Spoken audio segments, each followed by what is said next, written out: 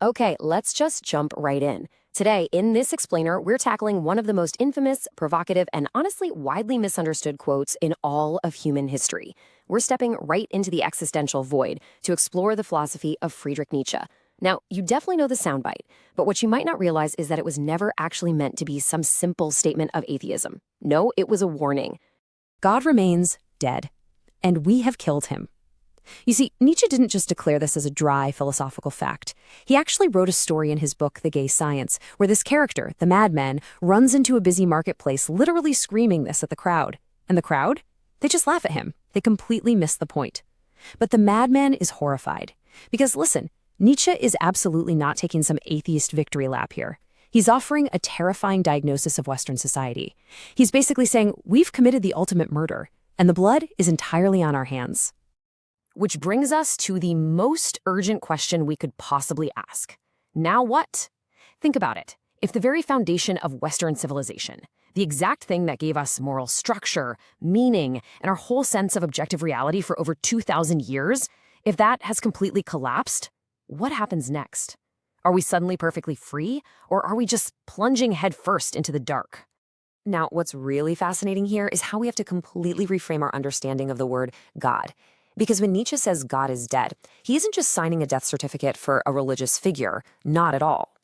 God, in this context, is the ultimate symbol of universal, transcendent truth. He's talking about the foundation of the Christian faith, which he argued was really just Plato's faith, this deeply ingrained idea that God is truth, and that truth itself is divine. So a much more accurate, though, maybe a bit less poetic way to say it is, truth is dead. We've literally lost our absolute bedrock of certainty. So, how exactly did we pull this off? I mean, we didn't literally stab a deity in the sky, right? Instead, we slowly, methodically dismantled our own absolute certainties over centuries.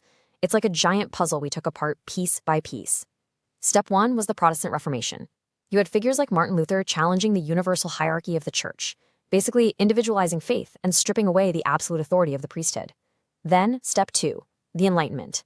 This is where we really elevated human reason way above divine revelation. And finally, step three, the scientific revolution. As we figured out how to develop insecticides for plagues and irrigation for droughts, we essentially swapped out the omnipotent God of creation for the shiny new marvel of a universal scientific order. We just stopped needing God to explain how the world worked.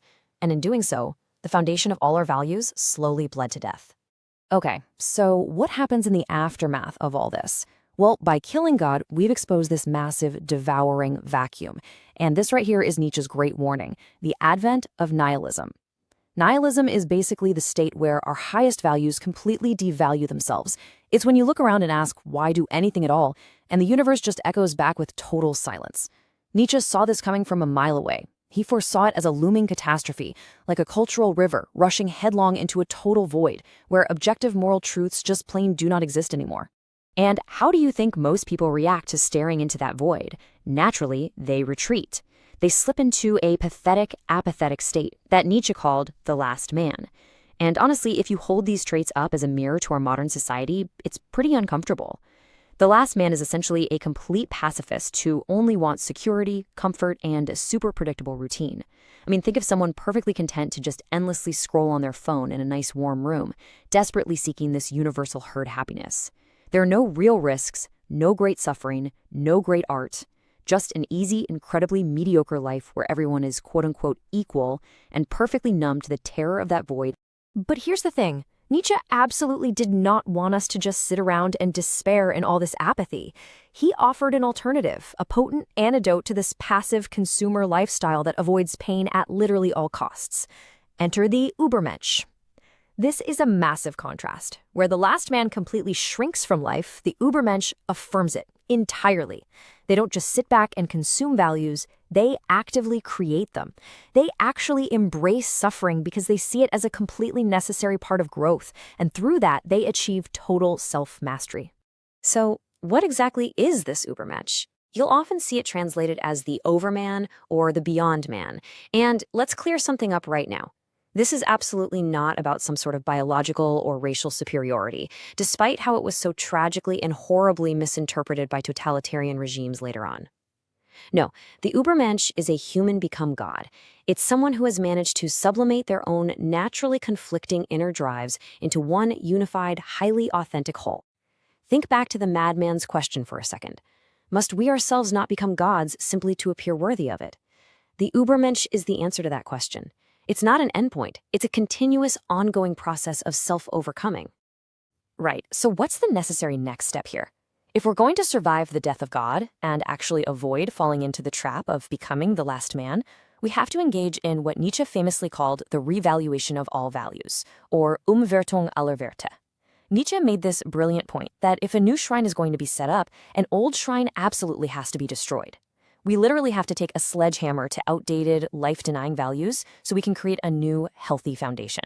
One that actually affirms human existence right here, right now, on Earth, instead of just sitting around waiting for some imaginary afterlife. To really understand what needs destroying, we have to look at Nietzsche's historical breakdown of morality. He argued that throughout history, there was this massive clash between two distinct types of moralities. First, you had master morality. This originated from the powerful, and it defined good as strength, excellence, and vigor. But then, those who were weaker, acting out of a deep-seated resentment, or what he called ressentiment, they inverted those values entirely. They created what he termed slave morality. This new system labeled strength and power as evil, and it elevated meekness, humility, and the denial of our natural drives as good.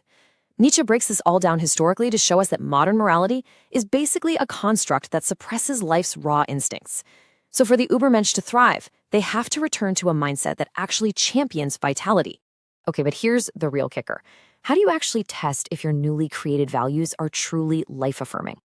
Looking closely at the source texts, we find Nietzsche introducing his heaviest burden yet. He called it the abysmal thought, the doctrine of the eternal return. Now, don't get tripped up here. This isn't just some abstract metaphysical theory. It is the ultimate psychological test. It's perfectly designed to utterly obliterate the idea of an afterlife and force us to look squarely, unflinchingly at this physical world. I want you to actually imagine this thought experiment with me right now. Picture a demon whispering in your ear that this exact life, exactly as you are living it today, right in this moment, is a life you will have to live over again and innumerable times more. Think about that.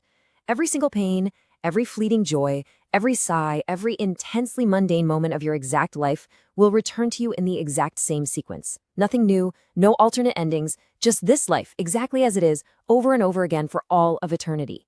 So I have to ask you directly, would this thought completely crush you, or would it liberate you?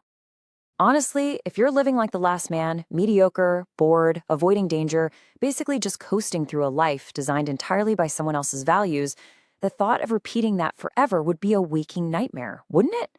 The little man recurs eternally. It would utterly destroy you.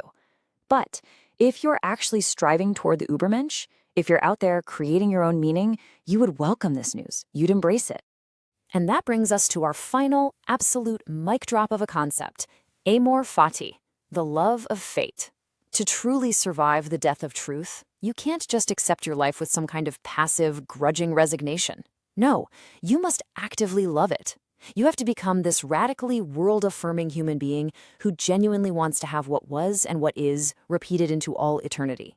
Yes, the void left behind by the death of God is terrifying, for sure. But you know what else it is? It's a completely open canvas. So I'm going to leave you with this final thought to chew on. Are you going to settle for the numb, easy comfort of the herd? Or are you ready to finally become the author of your own meaning,